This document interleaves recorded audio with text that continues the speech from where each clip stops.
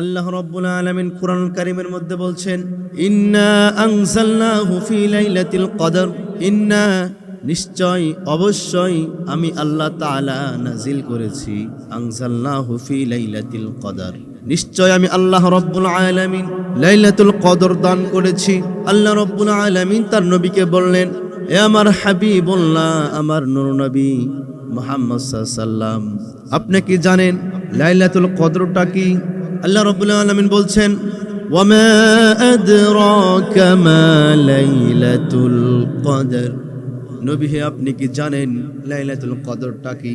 আল্লাহ রাব্বুল আলামিন তিনি আবার বললেন, লাইলাতুল কদরি খায়রুম মিন আলফি শাহর, খায়রুম উত্তম, আলফি শাহর, শাহরুন মানে 1000 বছর রাতের থেকেও লাইলাতুল কদরটি হলো উত্তম। সুবহানাল্লাহ, লাইলাতুল কদরটি হলো 1000 মাসের থেকেও উত্তম, 1000 মাসের রাতের থেকে উত্তম রাত হলো লাইলাতুল কদর রাত। সুবহানাল্লাহ, আল্লাহ রাব্বুল আলামিন লাইলাতুল কদরে এত গুরুত্ব দান করেছেন। লাইলাতুল কদরের বিষয়ে অনেক ফজিলতের কথা হাদিসের মধ্যে আমার নবী ইরশাদ করেছেন। আমার প্রিয় ভাইয়েরা, লাইলাতুল কদরটি 1000 রাতের থেকে উত্তম। যদি কোনো ব্যক্তি 1000 রাত অথবা 83 বছর একাধারে ইবাদত করে, একাধারে 83 বছর যদি কোনো ব্যক্তি একাধারে ইবাদত করে, একাধারে নফল নামাজ আদায় করে, একাধারে জিকির করে, একাধারে দুরূদ শরীফ পড়ে, আর যদি কোনো ব্যক্তি লাইলাতুল কদরের একটি রাতে যদি কোনো ব্যক্তি ইবাদত করে, আমার নবীজি বললেন ওই 1000 রাতের থেকেও, ওই 83 বছর রাতের থেকেও লাইলাতুল কদরের ইবাদতটা এর মর্যাদা মর্তবা বেশি। সুবহানাল্লাহ,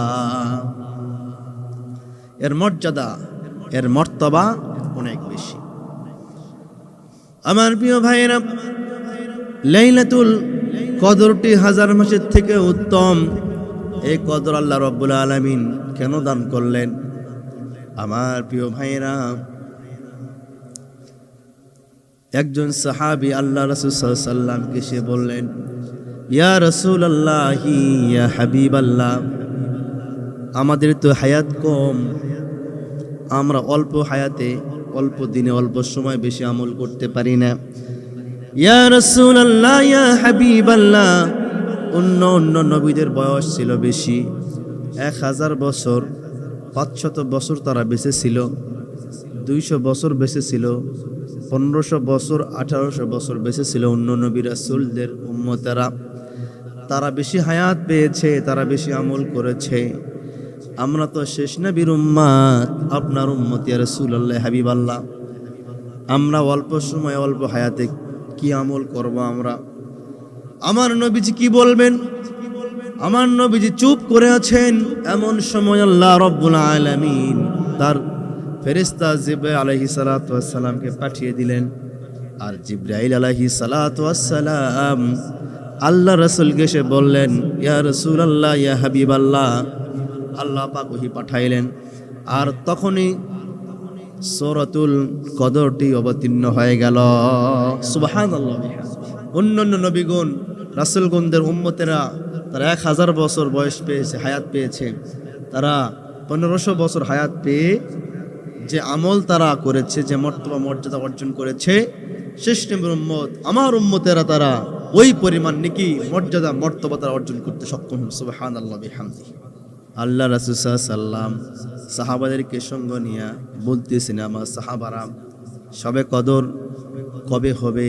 আজকে আল্লাহ রাব্বুল আলামিন ওহী পাঠাবেন, তোমাদেরকে জানানো হবে শবে কদর কবে হবে। আমার নবী, আখিরি জামানার নবী জনাবে মুহাম্মদুর রাসূলুল্লাহ সাল্লাল্লাহু আলাইহি ওয়াসাল্লাম, তিনি সাহাবাদেরকে সঙ্গে নিয়ে তিনি রওনা হলেন যে আল্লাহ পাক ওহী পাঠাবেন। ওহীটা পেয়ে আমি সাহাবাদেরকে আমি বলবো, সাহাবারা অমুক রাতে শবে কদর হবে। সাহাবাদেরকে নিয়ে যখন আল্লাহর নবী রওনা দিলেন, পিছন থেকে 2 জন সাহাবীর মধ্যে বাকবিতণ্ডা শুরু হয়ে যায়, ঝগড়া শুরু হয়ে যায়। সাহাবা ইকরামের মধ্যে ঝগড়া শুরু হয়। এই ঝগড়া দেখে ফেরেশতা সেখানে আর ওহী নিয়ে আসলেন না, ফেরেশতা সেখান থেকে আবার চলে গেলেন। আল্লাহর নবী জনাবে মুহাম্মদুর রাসূলুল্লাহ সাল্লাল্লাহু আলাইহি ওয়াসাল্লাম তিনি বললেন, আমার সাহাবারা, জিবরাইল আলাইহিস সালাতু ওয়াস সালাম ওহী নিয়ে আসতেছিল, কিন্তু অমুক অমুক দুইজন সাহাবীর মধ্যে ঝগড়া হয়েছে। এই ঝগড়া হওয়ার কারণে হযরত জিবরাইল আলাইহিস সালাতু ওয়াস সালাম সে ওহী আর নিয়ে আসলেন না। সে ওহী নিয়ে আসতে অর্ধেক পথ অতিক্রম করা মাত্র এই ঝগড়ার খবর সে পাই গেল। ঝগড়ার খবর পেয়ে জিবরাইল আলাইহিস সালাতু ওয়াস সালাম সে ওহীটা দুনিয়ার আসমানে দুনিয়ায় তার নিয়ে আসলেন না, সে নিয়ে চলে গেছে। এখন সবে কদর কবে হবে, কোন রাতে হবে, এই বিষয়টা স্পষ্ট হয়ে গেল। সবে কদর কবে হবে এই বিষয়টা আমাদের মাঝে অস্পষ্ট হয়ে গেল। আমার প্রিয় ভাইয়েরা, আমার প্রিয় ভাইয়েরা, আল্লাহর নবী জনাবে মুহাম্মদুর রাসূলুল্লাহ সাল্লাল্লাহু আলাইহি ওয়াসাল্লাম সবে কদর খোঁজার জন্য নবীজি প্রথমবার 30 দিন ইতিকাফে বসেছিলেন। কয়দিন? 30 দিন। আমার নবী প্রথম দশকে প্রথমে ইতিকাফে বসলেন। প্রথম দশক শেষের দিকে সবে কদর খুঁজে পাননি। হযরত জিবরাইল আলাইহিস সালাতু ওয়াস সালাম আল্লাহ রাসূল সাল্লাল্লাহু আলাইহি ওয়াসাল্লামকে সে বললেন, ইয়া রাসূলুল্লাহ, ইয়া হাবিবাল্লাহ, আল্লাহ পাক এখনো ওহী পাঠাননি, সবে কদর কোন রাতে হবে? জিবরাইল আলাইহিস সালাতু ওয়াস সালাম এই কথা বলে বিদায় নিয়ে চলে গেল। আল্লাহ রাসূল সাল্লাল্লাহু আলাইহি ওয়াসাল্লামের প্রথম 10 দিনে ইতিকাফ সমাপ্তি হয়ে গেল। দ্বিতীয় 10 দিন অতিক্রম হচ্ছে। দ্বিতীয় 10 দিন শেষের দিকে চলে আসলো। হযরত জিবরাইল আলাইহিস সালাতু ওয়াস সালাম আল্লাহ রাসূলকে বললেন, ইয়া রাসূলুল্লাহ, ইয়া হাবিবাল্লাহ, সবে কদর কোন রাতে হবে? আল্লাহ পাক এখনো কোনো ওহী পাঠাননি, এখনো কিছু বলেন নাই। জিবরাইল আলাইহিস সালাতু ওয়াস সালামের কথা বলে চলে গেলেন। আল্লাহর রাসূল জনাবে মুহাম্মদুর রাসূলুল্লাহ সাল্লাল্লাহু আলাইহি ওয়াসাল্লাম তিনি প্রথম 10 দিন সমাপ্তি করলেন, অর্থাৎ রহমতের 10 দিন শেষ হয়ে গেল, মাগফিরাতের 10 দিনও শেষ হয়ে গেল। এরপরে নাজাতের 10 দিন শুরু হয়ে গেল। আমার প্রিয় ভাইয়েরা, 27 রজনীতে সবে কদর অনুষ্ঠিত হয়ে গেল। সবে কদর আল্লাহ রাসূল সাল্লাল্লাহু আলাইহি ওয়াসাল্লাম পাইলেন। এরপর আল্লাহ রাসূল সাল্লাল্লাহু আলাইহি ওয়াসাল্লাম পরের বার থেকে 10 দিন করে ইতিকাফে বসেছেন। সুবহানাল্লাহ। আল্লাহ রাসূল ওই বছর পর থেকে যত বছর পৃথিবীতে বেঁচে ছিলেন, প্রতি বছর আমার নবী মুহাম্মদ সাল্লাল্লাহু আলাইহি ওয়াসাল্লাম তিনি 10 দিন করে ইতিকাফে বসেন। সুবহানাল্লাহ বিহামদিহি। আর আমাদের কিছু কিছু এলাকায় তারা ইতিকাফে বসে 72 ঘন্টা, ইতিকাফে বসে 24 ঘন্টা, 12 ঘন্টা, 3 দিনে ইতিকাফে বসে, অনেকেই 5 দিনে ইতিকাফে বসে। বসে কি বসে না? বসে। কিন্তু আল্লাহর রাসূলের যে ইতিকাফ, রমাদানুল মুবারকের শেষ দশকের যে ইতিকাফ, সুন্নতে মুআক্কাদা, এটি হলো 10 দিন ইতিকাফ। এটা বুঝতে হবে, এটা সুন্নতে মুআক্কাদা। যদি কোনো মহল্লার কোনো মসজিদ যদি কোনো ইতিকাফ যদি না হয়, তাহলে পুরা মহল্লাবাসীকে গুনাহগার হতে হবে। এই জন্য রমাদান মুবারকের ইতিকাফ হতে হবে 10 দিন। কোনো ব্যক্তি নফল হিসেবে ইতিকাফ করতে পারে, নফল হিসেবে থাকবেন, সেটা 10 দিন বা 7 দিন বা 3 দিন 24 ঘন্টা, এরকম কোনো সীমাবদ্ধতা নাই। নফল ইতিকাফ ইচ্ছা মতো সে নিয়ত করে মসজিদে থাকতে পারে, ঢুকতে পারে। তবে সুন্নতে মুআক্কাদা রমাদানুল মুবারকের ইতিকাফ কয়দিন হবে? 10 দিন ইতিকাফ হবে ইনশাআল্লাহ। আমার প্রিয় ভাইয়েরা, আল্লাহর নবী জনাবে মুহাম্মদুর রাসূলুল্লাহ সাল্লাল্লাহু আলাইহি ওয়াসাল্লাম তিনি ইতিকাফ করেছেন 10 দিন করে ইতিকাফ। সাহাবায়ে কেরামরাও ইতিকাফ করেছেন। ইতিকাফ করার উদ্দেশ্য হলো সবে কদর নসিবে জোটা। সুবহানাল্লাহ। আমার নবী জনাবে মুহাম্মদুর রাসূলুল্লাহ সাল্লাল্লাহু আলাইহি ওয়াসাল্লাম ইতিকাফে বসেছেন 10 দিন। ইতিকাফ কেন করেছেন? সবে কদর নসিব হওয়ার জন্য ইতিকাফ করেছেন। সুবহানাল্লাহ। আমার প্রিয় ভাইয়েরা, আল্লাহর রাসূল জনাবে মুহাম্মদুর রাসূলুল্লাহ সাল্লাল্লাহু আলাইহি ওয়াসাল্লাম তিনি বলেছেন, যদি কোনো ব্যক্তি প্রকৃত ইমানদার ইমান নিয়ে খুলুসিয়াতের সঙ্গে পবিত্র মন নিয়ে আল্লাহ রাব্বুল আলামিনকে খুশি করার জন্য শবে বারাত শবে কদরের রাতে যদি কোনো ব্যক্তি রাত জাগরণ করে, আল্লাহর নবী বললেন সেই ব্যক্তির জিন্দেগীর তামাম গুনাহ আল্লাহ পাক মিটায়া দিবে। সুবহানাল্লাহ বিহামদিহি। সেই ব্যক্তির জীবনের তামাম গুনাহ আল্লাহ রাব্বুল আলামিন মাফ করে দিবেন। সুবহানাল্লাহ বিহামদিহি। আমার প্রিয় ভাইয়েরা, তাহলে শবে কদর কোন রাতে? আমরা অনেকে বলে থাকি শবে কদর 27 রাতে হয়। আমাদের উত্তরবঙ্গে বাংলাদেশে প্রসিদ্ধ হয়ে গেছে 27 রাতে শবে কদর। আমরা শুধু 27 রাতেই শুধু রাত জাগরণ করে ইবাদত করি, আর অন্য রাতে আমরা ইবাদত করি না, শবে কদর আমরা খুঁজি না। আমার প্রিয় ভাইয়েরা, শুধুমাত্র আমরা 27 রাতেই শবে কদর খুঁজি, কিন্তু যে বেজর যে 5টি রাত, এই 5টি রাত আমরা শবে কদর খুঁজি না। এক নাম্বার হচ্ছে 21 রাত, দ্বিতীয় নম্বর হচ্ছে 23 রাত, তৃতীয় নম্বর হচ্ছে 25 রাত, এরপর 27 রাত, এরপর হচ্ছে 29 রাত। এই 5টি বেজর রাতকে আমাদের খুঁজতে হবে যে শবে কদর কোন রাতে আল্লাহ রাব্বুল আলামিন দান করছেন। কিন্তু আমরা মনে করি 27 রাতেই শবে কদর, এই জন্য অন্য 4টি বেজর রাতকে আমরা বাদ দিয়ে শুধু 27 রাতেই আমরা ইবাদত বندگی করি, আমরা জিকির আজকার করি, দোয়া পড়ি। আমার প্রিয় ভাইয়েরা, যদি 27 রাতেই যদি শবে কদর ফিক্সড থাকতো, তাহলে আল্লাহর রাসূল 10 দিন আর ইতিকাফে বসতেন না। আমার প্রিয় ভাইয়েরা, আমার নবীজির জীবন দশায় বেশিরভাগ রাত 27 রাতেই শবে কদর পড়েছে, আর 21 রাতেও শবে কদর হয়েছে, 23 রাতেও শবে কদর হয়েছে, 25 রাতেও শবে কদর হয়েছে, 27 রাতেও শবে কদর সংগঠিত হয়েছে, 29 রাতেও শবে কদর হয়েছে। আমার প্রিয় ভাইয়েরা, এই বেজর রাতগুলিতে শবে কদর হয়েছে, তবে তুলনামূলক 27 রাতে শবে কদর বেশি হয়েছে। এই জন্য আমার প্রিয় ভাইয়েরা, যদি কোনো ব্যক্তি শবে কদর তালাশ করতে চায়, যদি কোনো ব্যক্তি শবে কদর তার নসিবে পেতে চায়, তবে সে যেন ইতিকাফে বসে, সে যেন বেজর রাতগুলিতে যেন ইবাদত বندگی করে, নফল নামাজ আদায় করে, কোরআন তেলাওয়াত করে, জিকির আজকার করে।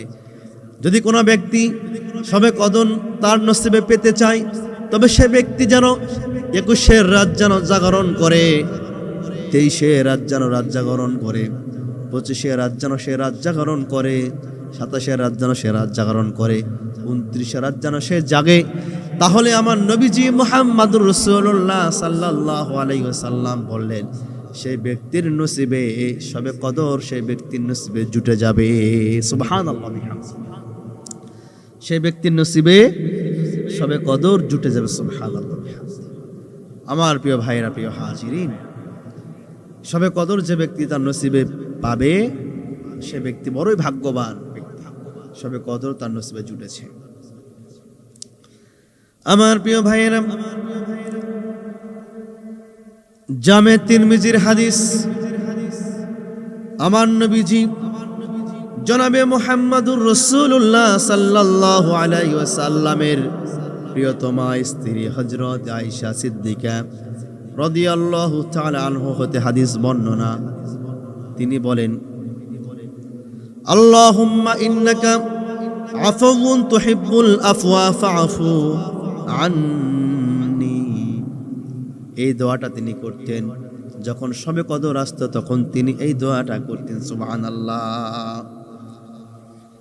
হযরত আয়েশা সিদ্দিকা তিনি বলছেন, আল্লাহর রাসূল মুহাম্মদুর রাসূলুল্লাহ সাল্লাল্লাহু আলাইহি ওয়াসাল্লাম তিনি ইরশাদ করেছেন, তিনি বলেন, হে আমার আল্লাহ, আপনি ক্ষমাশীল, এ আমার রব, আপনি ক্ষমাশীল, আপনি ক্ষমা করতে বড়ই ভালোবাসেন, পছন্দ করেন। তাই আমাকে মাফ করে দিন। সুবহানাল্লাহ। ইয়া আল্লাহ, আপনি ক্ষমাশীল, আপনি ক্ষমা করতে ভালোবাসেন, আপনি ক্ষমা করতে পছন্দ করেন, তাই আমাকে মাফ করে দিন। সুবহানাল্লাহ। আমরা যারা ইতিকাফে বসবো, আমরা যারা সবে কদরের রাত জাগরণ করব, আমরা বেশি বেশি এই দোয়াটা, এই হাদিসটা আমরা পড়ব। আল্লাহুম্মা আফুউন তুহিব্বুল আফওয়া ফাফু আন্নি। এই হাদিসটি, দোয়াটা আমরা পড়ব ইনশাআল্লাহ। আমার প্রিয় ভাইয়েরা, সবে কদরের রাতে আমরা কি কি করব এ বিষয়ে বিভিন্ন হাদিস থেকে আমি নিয়ে এসেছি। আমার প্রিয় ভাইয়েরা, সবে কদরের রাতে 1 নাম্বার যে আমলটি আমরা করব, 1 নাম্বার আমল হলো বিশ্বনবী মুহাম্মদ সাল্লাল্লাহু আলাইহি সাল্লাম বললেন, সবে কদরের রাতে বেশি বেশি নফল নামাজ আদায় করা। সবে কদরের রাতে আমরা বেশি বেশি নফল নামাজ আমরা আদায় করব। 6 রাকাত, 8 রাকাত, 12 রাকাত, 20 রাকাত, এরপর যার যত খুশি সারা রাত ধরে আমরা নফল নামাজ আমরা আদায় করব ইনশাআল্লাহ। সবে কদরের রাতে 2 নম্বর যে কাজটি আমরা করব, আল্লাহর নবী মুহাম্মদ সাল্লাল্লাহু আলাইহি সাল্লাম তিনি বলেছেন, বেশি বেশি কোরআনুল মাজিদ তেলাওয়াত করার কথা বলেছেন। আমরা বেশি বেশি কোরআন তেলাওয়াত আমরা করব সবে কদরের রাতে বলি ইনশাআল্লাহ। 3 নম্বর হচ্ছে আল্লাহর নবী জনাবে মুহাম্মদুর রাসূলুল্লাহ সাল্লাল্লাহু আলাইহি ওয়াসাল্লাম তিনি বলছেন, সবে কদরের রাতে আল্লাহর জিকির করো, আল্লাহর জিকির করো। সুবহানাল্লাহ, আলহামদুলিল্লাহ, লা ইলাহা ইল্লাল্লাহ, আল্লাহু আকবার। এই জিকিরগুলো বেশি বেশি করো সবে কদরের রাতে। সবে কদরের রাতে আমরা কোরআন তেলাওয়াত করব, আল্লাহর নামের বেশি বেশি জিকির করব, এবং আমরা অনুতপ্ত হব, অনুশোচনা হয়ে আমরা ইস্তেগফার করব, আমরা তওবা করব ইনশাআল্লাহ।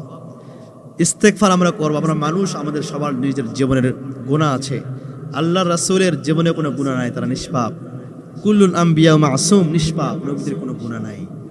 এরপরও আল্লাহর রাসূল তিনি প্রতিদিন 100 বারের বেশি তিনি ইস্তেগফার করতেন, তওবা করতেন, কারণ উম্মতদের শিক্ষার জন্য। আর আমরা তো উম্মতে আমাদের জীবনে গুনাহ আছে, এর জন্য আমরা সবে কদর রাতে আমরা ইস্তেগফার করব, আমরা তওবা করব ইনশাআল্লাহ। এরপরে হচ্ছে আল্লাহ রাব্বুল আলামিনের কাছে আমরা প্রার্থনা করব, আমরা দোয়া করব, আল্লাহ পাক আমাদের সবার জিন্দেগির তামাম গুনাহগুলো মাফ করে দিন। সবে কদরের রাতে আমরা দোয়া করব, আমরা নিজের জন্য দোয়া করব, আমরা আমাদের বাবা মার জন্য দোয়া করব, আমরা আমাদের পরিবারের জন্য দোয়া করব, আমরা আমাদের সন্তানদের জন্য দোয়া করব। সবে কদর রাতে আমরা আমাদের স্ত্রীদের জন্য দোয়া করব, সবে কদর রাতে আমরা আমাদের সন্তানদের জন্য দোয়া করব। এরপরে আমরা নফল ইতিকাফে আমরা বসে যাব। মাগরিবের পর থেকে আমরা নফল ইতিকাফে আমরা বসে যাব। সবে কদর সমাপ্তি করে আমরা মসজিদ থেকে বের হব আমরা ইনশাআল্লাহ। আমার প্রিয় ভাইয়েরা, সুতরাং আল্লাহর নবী জনাবে মুহাম্মদুর রাসূলুল্লাহ সাল্লাল্লাহু আলাইহি ওয়াসাল্লাম তিনি ইতিকাফে বসেছেন সবে কদরকে তালাশ করার জন্য। ইতিকাফ হতে হবে কয়দিন? 10 দিন ইতিকাফ হবে। আল্লাহর নবী বিশ্বনবী জনাবে মুহাম্মদুর রাসূলুল্লাহ সাল্লাল্লাহু আলাইহি ওয়াসাল্লাম তিনি ইতিকাফে যখন বসতেন, আর ইতিকাফে যখন বসতেন তিনি বেশি বেশি দোয়া করতেন, আল্লাহুম্মা ইন্নাকা আফুউন কারীম তুহিব্বুল আফওয়া ফাআফু আন্নি। এই হাদিস, এই দোয়াটি আল্লাহর রাসূল বারংবার পড়তেন। আমার প্রিয় ভাইয়েরা, ইতিকাফে বসা মানে কিতাবের মধ্যে বর্ণনা হয়েছে, আমার নবীজি তিনি বর্ণনা করেন, ইতিকাফে বসা মানে আল্লাহ রাব্বুল আলামিনের দরজার সামনে বসে যাওয়া, হাঁটু গেড়ে বসা। যতক্ষণ না পর্যন্ত আল্লাহ রাব্বুল আলামিন ক্ষমা করবেন, ততক্ষণ না পর্যন্ত ইতিকাফ থেকে আমি বের হব না। যতক্ষণ না পর্যন্ত আল্লাহ রাব্বুল আলামিন আমাকে ক্ষমা করবেন, ততক্ষণ পর্যন্ত আমি আল্লাহ রাব্বুল আলামিনের দরজা থেকে আমি উঠব না। আমি এখানে একবার হাঁটু গেড়ে বসেছি, আর আমি উঠব না। এই মনে, এটাই হলো ইতিকাফের উদ্দেশ্য। সুতরাং আমার প্রিয় ভাইয়েরা, ইতিকাফে যারা বসবে লৌকিকতার জন্য নয়, একদম আল্লাহ রাব্বুল আলামিনকে খুশি করার জন্য, আল্লাহ রাব্বুল আলামিনকে সন্তুষ্ট করার জন্য, আল্লাহ রাব্বুল আলামিনের নৈকট্য লাভের আশায় ইতিকাফে বসতে হবে। আমার নবীজি অন্য হাদিসের মধ্যে বলেছেন, পৃথিবীতে যত মানুষ আসবে তার জীবদ্দশায় জীবনে একবার হলেও যেন মানুষের ইতিকাফে যেন বসে। ইতিকাফ আল্লাহ রাসূলের জীবনে তিনি ইতিকাফ মিস করেননি, একবারও মিস করেননি। প্রতিটা সাহাবা আজমাইন তারা ইতিকাফে বসেছেন, 10 দিন ইতিকাফে বসেছেন। প্রতিটা সাহাবা তারা ইতিকাফ করতেন, ইতিকাফে বসতেন। আমার প্রিয় ভাইয়েরা, ইতিকাফে বসে আমরা কোন কোন আমলগুলি করব? ইতিকাফে বসে আমরা যে আমলগুলি বেশি বেশি করব, 1 নাম্বার হচ্ছে নিজের জীবনের হিসাব নিয়ে বসব। হিসাব মানে আমি জীবনে অসংখ্য গুনাহ করেছি, আমি আমার জীবনে অসংখ্য মিথ্যা কথা বলেছি, আমি আমার জীবনে অসংখ্য মানুষকে কষ্ট দিয়েছি, আমি আমার জীবনে অসংখ্য মানুষের হক নষ্ট করেছি, আমি আমার জীবনে অসংখ্যবার বাবাকে কষ্ট দিয়েছি, আমি আমার জীবনে অসংখ্যবার মাকে কষ্ট দিয়েছি, আমি আমার জীবনে অসংখ্যবার মানুষকে গালি দিয়েছি, মিথ্যা কথা বলেছি। এই জন্য আমি অনুশোচনায় বসলাম, আমি ইতিকাফে বসলাম। ইতিকাফে এমনভাবে বসবো আল্লাহ রাব্বুল আলামিন আমাকে মাফ করে দিতে বাধ্য হয়ে যাবে। আল্লাহ পাক আমাকে অবশ্যই ক্ষমা করবে, মাফ করবে। এই জন্য আমি ইতিকাফে বসবো, নিজের জীবনে গুনাহগুলিকে স্মরণ করে নিয়ে আমি ইতিকাফে বসে যাব। এরপরে হলো দোয়া করা। ইতিকাফে বসে সর্বসময় দোয়া করা, ইস্তেগফার করা, পরিবারের জন্য দোয়া করা, নিজের জন্য দোয়া করা, এলাকাবাসীদের জন্য দোয়া করা, সবার জন্য দোয়া করা। এরপরে ইতিকাফে আমরা বসবো, অযথা সময় নষ্ট না করে কোরআন আল কারীম বেশি বেশি আমরা তেলাওয়াত করব। এরপরে আমার প্রিয় ভাইয়েরা, সময় অপচয় না করে বেশি বেশি জিকির আজকার করব, আল্লাহর নামের জিকির, নবীর প্রতি দরুদ এবং সালাম। এরপরে ইতিকাফে বসে আমরা বেশি বেশি নফল নামাজ আমরা আদায় করব। আমার প্রিয় ভাইয়েরা, মুআজ্জাজ মুহতারাম হাজিরিন, আমরা সবাই ইতিকাফে নিয়ত করব। যারা এখনো আমাদের জীবদ্দশায় আমরা যারা ইতিকাফে বসতে পারিনি, এই বছর আমরা ইতিকাফে বসবো, নিয়ত করবো ইনশাআল্লাহ। ইতিকাফে নিয়ত করবো আমরা ইনশাআল্লাহ। প্রিয় হাজিরিন, আমরা বেশি বেশি মানুষদেরকে ইফতার করাবো। ইফতারের অনেক ফায়দা। আল্লাহর নবী জনাবে মুহাম্মদুর রাসূলুল্লাহ সাল্লাল্লাহু আলাইহি ওয়াসাল্লাম তিনি বললেন, মানুষদেরকে ইফতার করাও। ইফতারের মধ্যে অনেক ফায়দা আছে, ইফতারের মধ্যে অনেক লাভ আছে। লাভটা কেমন? আমার প্রিয় ভাইয়েরা, আল্লাহ রাসূল সাল্লাল্লাহু আলাইহি ওয়াসাল্লাম বললেন, একজন তুমি রোজা আছো, সাওয়াম আছো, আবার অন্য সাওয়ামওয়ালা ব্যক্তিদেরকে তুমি ইফতার করাও। যে ব্যক্তি সাওয়ামওয়ালা ব্যক্তিদেরকে ইফতার করালো, আল্লাহর নবী জনাবে মুহাম্মদ রাসূলুল্লাহ সাল্লাল্লাহু আলাইহি ওয়াসাল্লাম বললেন, যে ইফতার করালো ওই রোজাদার ব্যক্তির একটি কবুল রোজার সওয়াব, ওই ইফতার যে করালো তার আমলনামা যোগ হয়ে যায়। যে ব্যক্তি রোজা আছে তার রোজা কবুল হতে পারে, নাও পারে। সন্দেহ আছে না? নাই, সন্দেহ আছে। কিন্তু আপনি যদি একজন রোজাদার ব্যক্তি ইফতার করান, আল্লাহ রাসূল বলেছে আপনার আমলনামা, আপনি যে ইফতার করাইলেন আপনার আমলনামায় একটি কবুল রোজার সওয়াব আল্লাহ পাক দান করে, সুবহানাল্লাহ বিহামদিহি। আর যে ব্যক্তি ইফতার করলো তার সওয়াবের কোনো কমতি হবে না, সুবহানাল্লাহ বিহামদিহি। সওয়াবের কোনো কমতি আসবে না। এই জন্য আমরা একে অপরকে বেশি বেশি আমরা ইফতার করাবো। প্রিয় ভাইয়েরা, প্রিয় হাজিরিন, আমার প্রিয় ভাইয়েরা, আল্লাহ রাব্বুল আলামিনের প্রিয় হাবিব মুহাম্মদুর রাসূলুল্লাহ সাল্লাল্লাহু আলাইহি ওয়াসাল্লাম তিনি বলেছেন, সময় মতো ইফতার করো। ইফতারের 5 মিনিট আগে ইফতার করো না, ইফতারের 5 মিনিট পরেও ইফতার করো না। সময় হয়ে গেলে ইফতার শুরু করে দাও। ইফতারের মধ্যে বারাকা দান করেছেন কে? আল্লাহ রাব্বুল আলামিন ইফতারের মধ্যে বারাকা দান করেছে। সুতরাং তোমরা যখন ইফতার করবা তখন তোমাদের বাড়িতে ছোট্ট ছোট্ট যে সন্তানেরা আছে, বাচ্চারা আছে, এদেরকেও একটু ইফতার করাবা, কারণ ইফতারের মধ্যে বারাকাত দিয়েছেন আল্লাহ রাব্বুল আলামিন। আল্লাহর নবী আরো বললেন, ইফতার যখন তোমরা করবা, ইফতার সামনে নিয়ে আল্লাহ রাব্বুল আলামিনের কাছে দুইটি হাত উত্তোলন করে দোয়া করবে, ইয়া রব্বে কারীম, আমি রোজা ছিলাম আল্লাহকে তোমাকে খুশি করার জন্য সাওম পালন করেছি। আমি সাওম থাকা অবস্থায়, রোজা থাকা অবস্থায় হয়তোবা অনেক ভুল ত্রুটি হয়ে গিয়েছে, ইয়া রব্বে কারীম আমাকে ক্ষমা করে দিন, মাফ করে দিন, আমার আজকের এই সাওমকে, রোজাকে আপনি কবুল করে নেন, আমি এইভাবে ইফতার সামনে নিয়ে আমাদেরকে দোয়া করতে হবে ইনশাআল্লাহ। আমার প্রিয় ভাইয়েরা, ইফতারের মধ্যে খেজুর রাখা সুন্নাত, খেজুর দিয়ে ইফতার করা সুন্নাত, খেজুর রাখতে হবে। যদি কারো বাড়িতে খেজুর না থাকে তবে সে কি দিয়ে ইফতার করবে? আল্লাহর নবী সাহাবা একরামদেরকে নিয়ে নসিহত করছেন, আমার সাহাবা একরামরা, তোমরা খেজুর দ্বারা ইফতার শুরু করবা।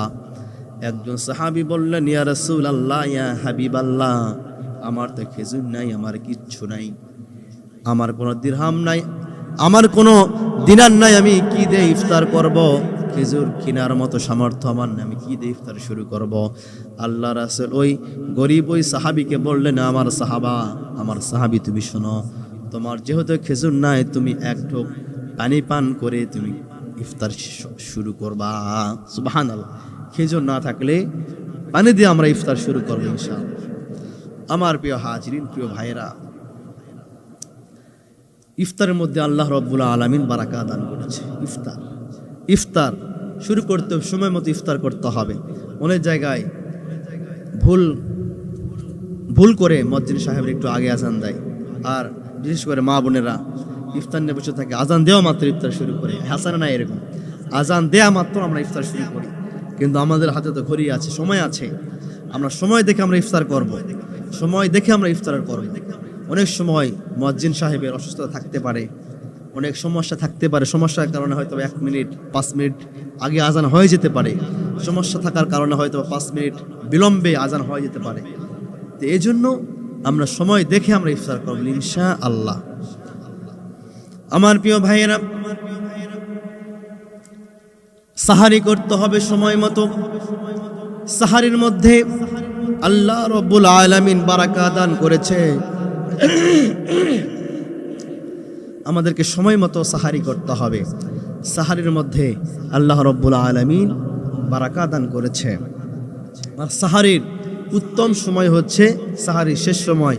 সাহারি করা সুন্নাত, মুস্তাহাব। অনেকে আছে যারা 3টার দিকে 2:30টার দিকে উঠে সাহারি করে ঘুমায়, ফজরের নামাজ নাই, এরকম অনেকে আছে। আমার প্রিয় ভাইরা, শেষ রাতে সাহারি করা সুন্নাত বা মুস্তাহাব।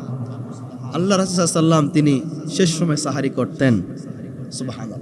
এই জন্য আমরা শেষ সময় সাহারি করব। সাহারি করে আমরা ফজরের নামাজ আমরা আদায় করব জামাতের সঙ্গে ইনশাআল্লাহ। আমার প্রিয় ভাইয়েরা, আল্লাহর নবীজি জনাবে মুহাম্মদুর রাসূলুল্লাহ সাল্লাল্লাহু আলাইহি ওয়াসাল্লাম তিনি বললেন, সাহারি যখন তোমরা করবা, সাহারি যখন তোমাদের করা শেষ হয়ে যাবে, তোমরা একটু খেজুর খাবা। সাহারির মধ্যে যদি তোমরা খেজুর রাখো, এটা নবী। তোমরা যখন সাহারির সমাপ্তি করবা, সাহারির সমাপ্তি হয়ে যখন যাবে, তোমরা খেজুর খাবা, কারণ সাহারিতে খেজুর রাখা আমি নবী, আমার এটা হলো সুন্নাহ। সুবহানাল্লাহ। একটি খেজুর খাবেন বা 2টি 3টি খেজুর খাবেন। সাহারিতেও সাহারির শেষ খাবারটা হবে খেজুর, আর ইফতারের প্রথম খাবার হবে খেজুর। এটা হলো আল্লাহ রাসূল সাল্লাল্লাহু আলাইহি ওয়াসাল্লাম সুন্নাহ। আমরা মুসলমান, আমরা নবীজির আদর্শ আমরা লালন করি, আমরা ধারণ করি, ঠিক কিনা? লালন করি আমরা। এই জন্য ইফতারের শুরুর খাবার হবে খেজুর, সাহারির শেষ খাবার হবে খেজুর। আমার প্রিয় হাজিরিন, অনেকেই প্রশ্ন করে থাকেন, হুজুর, অনেকে আছে গুল দিয়ে ইফতারের সময় মেসওয়াক করে।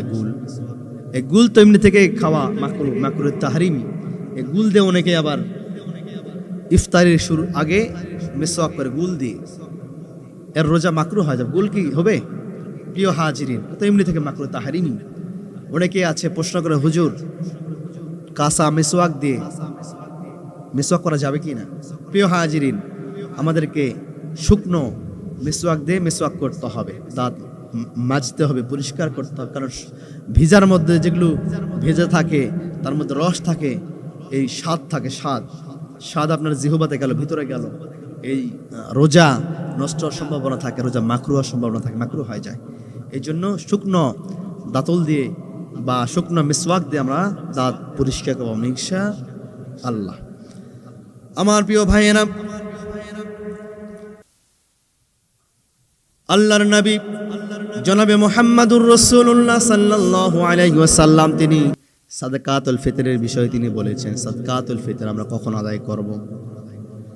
সাদকাতুল ফিতর আমরা কখন আদায় করব? আরে সাদকাতুল ফিতর আমরা কেন আদায় করি? এই সাদকাতুল ফিতর আমরা কখন আদায় করব এর সময়সীমা আল্লাহ রাসূল সাল্লাল্লাহু আলাইহি ওয়াসাল্লাম তিনি উল্লেখ করে গিয়েছেন।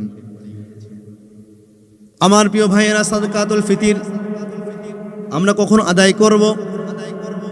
বিশ্বনবী মুহাম্মদুর রাসূলুল্লাহ সাল্লাল্লাহু আলাইহি ওয়াসাল্লাম তিনি বলেছেন সাদকাতুল ফিতরের বিষয়ে, যারা রোজা রেখেছে, 30টা রোজা যারা পালন করেছে, তারা বিচারা আদায় করেছে, এই রোজাদার ব্যক্তিগুলো তারা ঈদের মাঠে যাবার পূর্বে সাদকাতুল ফিতর অর্থাৎ ফিতরা আদায় করা সমাপ্তি করবে। ঈদের মাঠে যাবার পূর্বে সাদকাতুল ফিতর এটা আদায় করে দিয়ে যাবে, সমাপ্তি করবে, আদায় করা সমাপ্তি করবে। কিন্তু আমরা দেখি অনেক সমাজে ঈদের দিন শেষ হয়, ঈদ পার হয়ে 1 সপ্তাহ 2 সপ্তাহ চলে যায়, ঈদ পার হয়ে ঈদের ছুটি শেষ হয়ে 15 দিন 20 দিন চলে যায়, এরপরও সাদকাতুল ফিতরা বাটা সমাপ্তি এখনো হয় না। প্রিয় হাজিরিন, সাদকাতুল ফিতর আমরা আদায় করি এই কারণেই, আমরা সাওম অবস্থায় আমরা অনেক সময় মিথ্যা কথা বলেছি, আমরা রোজা রাখা অবস্থায় অনেক সময় আমরা ঝগড়া করেছি, অনেক সময় আমরা গান বাজনা আমাদের এই 2 কান দিয়ে আমরা শুনেছি। রোজার যে ত্রুটি বিচ্যুতি হয়েছে এগুলোকে পবিত্র পরিশুদ্ধ করার জন্যই আল্লাহ রাব্বুল আলামিন সাদকাতুল ফিতরের সিস্টেম দান করেছেন। সুবহানাল্লাহ। এই সাদকাতুল ফিতর যদি কোনো ব্যক্তি আদায় করে ঈদের মাঠে যাবার পূর্বে, অনেক জায়গায় শহরগুলোতে আমরা দেখি ঈদের একদিন আগেই সাদকাতুল ফিতর গরিব মিসকিন অসহায়দের মাঝে বন্টন করা সমাপ্তি হয়ে যায়। আলহামদুলিল্লাহ, এটা খুবই ভালো বিষয়। কিন্তু অনেক এলাকায় দেখি ঈদের দিন শেষ হয়, 1 সপ্তাহ 2 সপ্তাহ যায়, ঈদ শেষ হয়, এরপরও সাদকাতুল ফিতর আদায় সমাপ্তি হয় না। আমার প্রিয় ভাইয়েরা, আল্লাহর নবী জনাবে মুহাম্মদুর রাসূলুল্লাহ সাল্লাল্লাহু আলাইহি ওয়াসাল্লাম তিনি বললেন, যে ব্যক্তি ঈদের মাঠে যাবার পূর্বে সাদকাতুল ফিতর দেওয়া বন্টন সমাপ্তি করবে, সে ব্যক্তি সাদকাতুল ফিতরটা আল্লাহ রাব্বুল আলামিনের দরবারে মঞ্জুর হয়ে যায়। সুবহানাল্লাহ। আর যে ব্যক্তির ঈদের দিন অতিক্রম হয়ে যায়, ঈদের দিন পার হয়ে যায়, এরপরেও সাদকাতুল ফিতর আদায় করা সমাপ্তি হয় নাই, আদায় করতে পারে নাই, সে ব্যক্তি সাদকাতুল ফিতর আল্লাহর দরবারে কবুল হয় না। ওটা সাধারণ দান হিসাবে, সাধারণ সাদকা হিসাবে কবুল হয়। অন্য মাসে এমনি সাদকা দিলে, সাধারণ দান করলে যে সওয়াব, এই সাদকাতুল ফিতর ঈদের দিন পার হলেই, তারপরে ঈদের দিন পার হওয়ার পরে সাদকাতুল ফিতর আদায় করলে ওই রকম সাধারণ দান, সাধারণ সাদকা হিসাবে গণ্য হয়। এই জন্য প্রিয় হাজিরিন, যে ব্যক্তি রোজা রাখবে, সাওম পালন করবে, এর জন্য সাদকাতুল ফিতর, এই ফিতর আদায় করবে রোজার মধ্যে যে ত্রুটি বিচ্যুতি হয়েছে এগুলোকে পবিত্র করার জন্য। আর এই সাদকাতুল ফিতরের দ্বারা গরিব মিসকিন অসহায়দের খাবার, পোশাক, ঈদের উৎসব, তারা ঈদের আনন্দ, তারা আনন্দিত হয় তারা, কারণ তাদের পরিবার আছে, গরিব মিসকিন অসহায়দের আনন্দ আছে, তাদেরও মেয়ে আছে, গরিব মিসকিন অসহায়দেরও জামাতা আছে, ঠিক কিনা? এদের বাড়িতেও তাদের প্রতিটা মানুষের ইচ্ছে হয় যে আমি আমার জামাইয়ের বাড়িতে, আমি আমার মেয়ের বাড়িতে কিছু ঈদ উপলক্ষে কিছু হাদিয়া পাঠাই। প্রতিটা মানুষের এরকম ইচ্ছা হয়। যারা গরিব, যারা অসহায়, যারা মিসকিন, এদেরও এমন ইচ্ছে হয় যে আমি আমার জামাইয়ের বাড়িতে, আমার মেয়ের বাড়িতে একটু হাদিয়া তো হবে পাঠাই। কিন্তু আমরা সাদকাতুল ফিতর আদায় করি ঈদের 10 দিন পরে, 7 দিন পরে। এই জন্য তাদেরও হকটা আমরা আদায় করতে পারি না। এই জন্য গরিব মিসকিনদের হক আদায় করতে হবে ঈদের আগেই, বলি ইনশা আল্লাহ।